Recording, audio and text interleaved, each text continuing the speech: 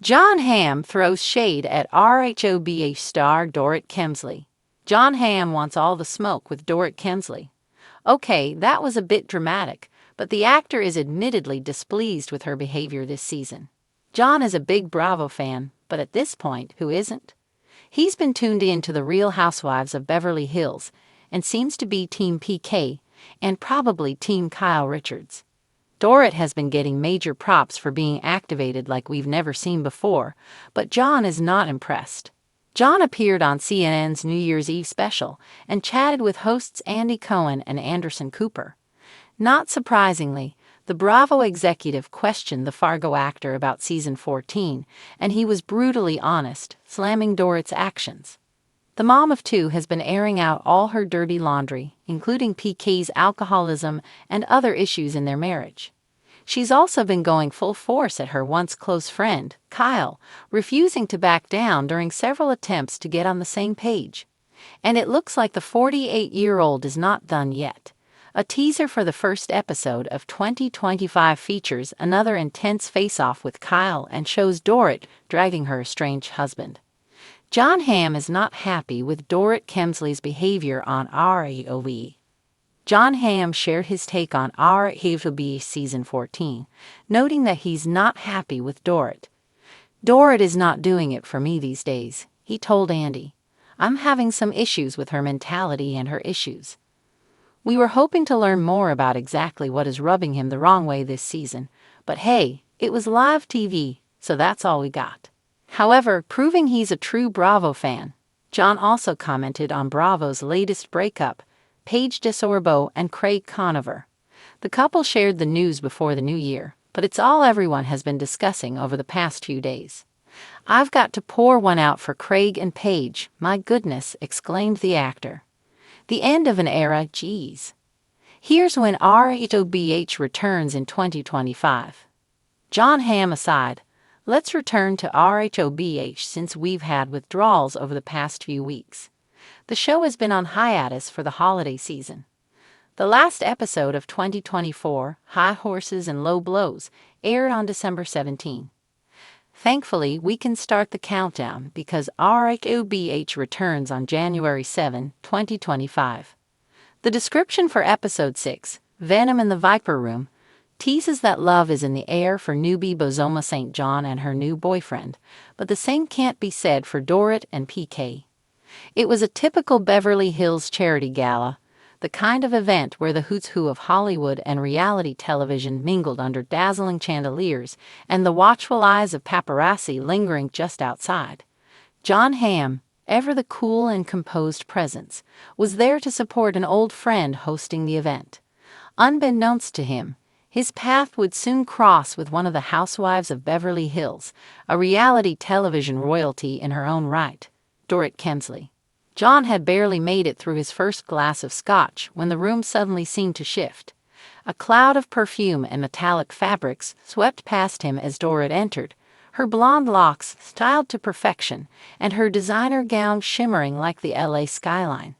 She was loud, unapologetically glamorous, and the very embodiment of reality TV drama.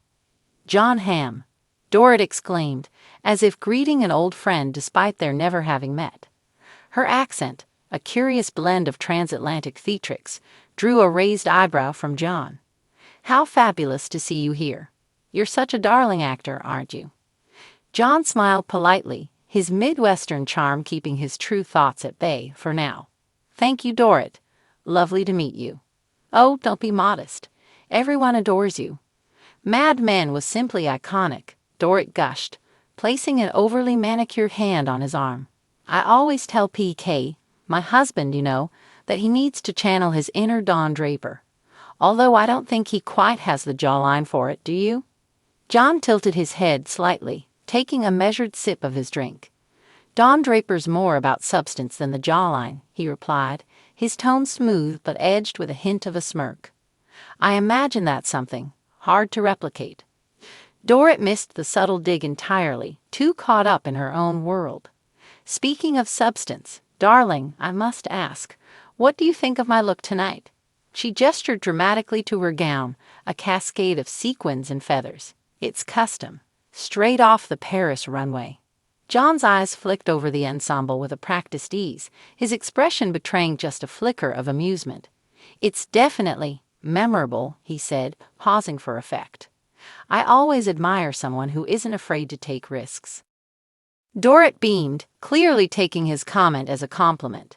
"That's what I always say. Fashion is art, you know.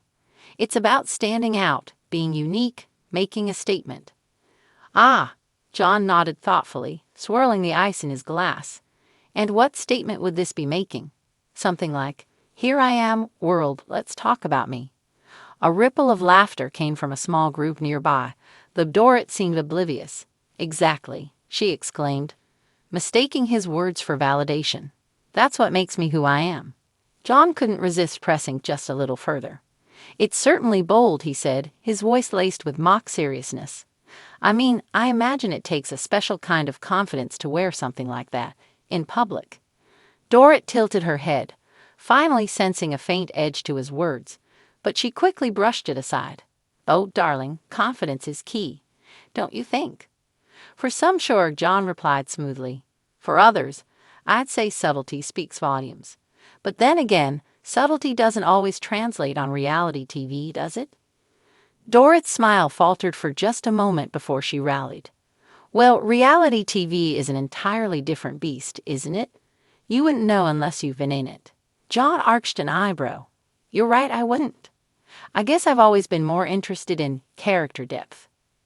The room around them seemed to hum with a newfound tension, though Dorit remained determined to hold court. "Oh, but you must watch The Real Housewives, John. We're absolutely riveting.